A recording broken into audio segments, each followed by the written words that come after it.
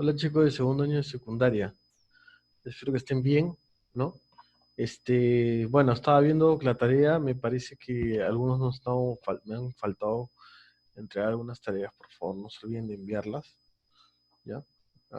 Recuerden que es su nota y envíenme para poder revisarles, ¿ok? No se olviden siempre de estar lavándose las manos con agua y con jabón, ¿ok? Muy bien. Aquí vamos a encontrar el link del video, ¿no?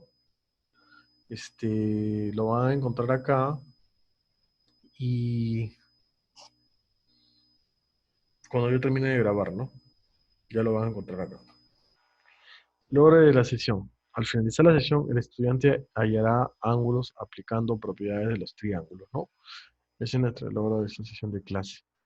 Dice, ahí tenemos a dos niñas. María le pregunta a Nora, ¿se puede construir un triángulo con lados cuyos lados midan 4, 5 y 10? Entonces veamos, dice.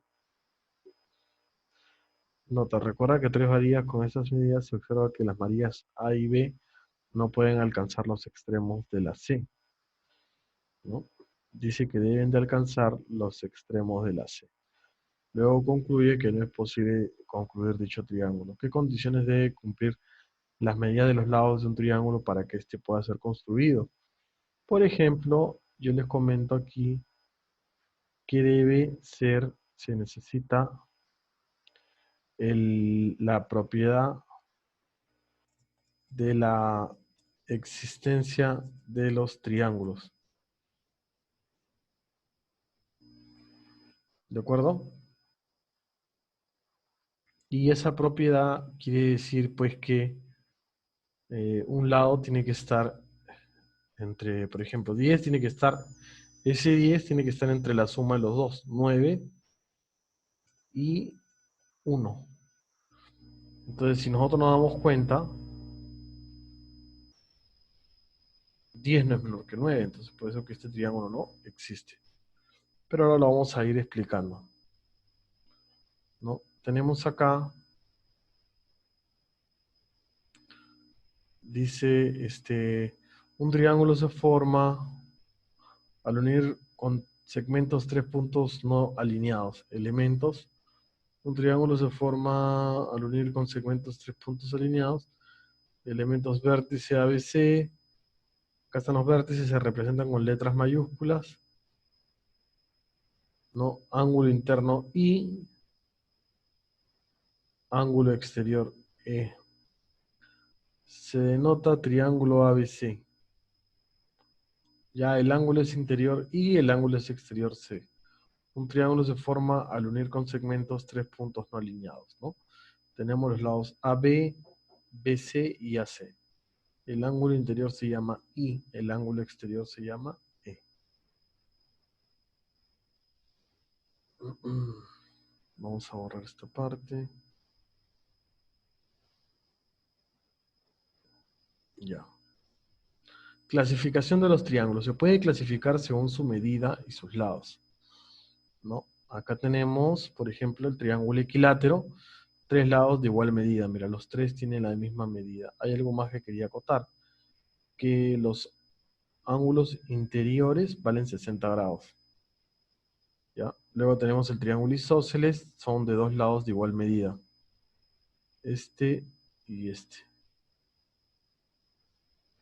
Si tiene dos ángulos de igual medida, también tiene dos ángulos de igual medida. El escaleno, tres lados de diferente medida. O sea, los tres lados son de diferente medida. ¿Correcto? Y según las medidas de esos ángulos, tres ángulos agudos se llama acutángulo.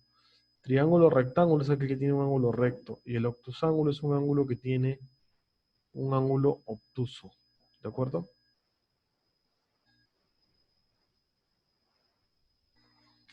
Luego tenemos acá teoremas fundamentales, dice. Justo, ¿se acuerdan el problema de las dos niñas que discutían?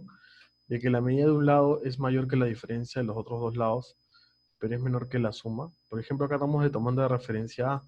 A tiene que estar entre la suma y la diferencia. Por eso que el problema que quería construir las dos niñas al comienzo de la clase no se podían dar porque no cumplía la propiedad de la existencia, ¿no? Luego tenemos acá que si el ángulo A alfa, el ángulo alfa es mayor que el ángulo beta, entonces el lado A, ¿no? Por ejemplo acá, alfa,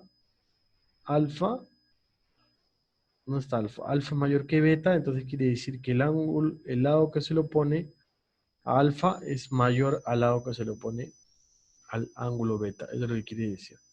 Y si A es mayor que B, o sea, si el lado A es mayor que el lado B, entonces el ángulo será mayor. Si alfa es igual a beta, entonces quiere decir que los lados son iguales, ¿de acuerdo? De la misma manera, si los lados son iguales, entonces los ángulos son iguales. Luego tenemos acá la suma de las medidas de los ángulos internos de 180 grados, la suma de los ángulos internos de 180 grados, ¿no? Y tenemos la medida de un ángulo externo es igual a la suma de las medidas de los ángulos internos. O sea, si sumamos de todos internos, te da este exterior. La suma de las medidas de los ángulos externos es igual a 360 grados. Y luego tenemos acá unos ejemplos para aplicar lo que hemos explicado. Por ejemplo, acá tenemos que aplicar la primera propiedad, que la suma de los ángulos internos de un triángulo suman 180 grados. Decimos 2x más 3x más x debe ser igual a 180 grados. Términos semejantes, 6x. ¿Cuánto vale x? 180 entre 6. X es igual a 30 grados. Ya está. Se acabó. Facilísimo, ¿no? Luego tenemos que el triángulo QPR es isósceles. Y si es isósceles, pues tiene dos lados iguales. Y decía yo, pues, que si tiene dos lados iguales en una propiedad, si tiene dos lados iguales, también tiene dos ángulos iguales. Entonces quiere decir que acá también es X. Y la suma de dos ángulos internos te da un exterior.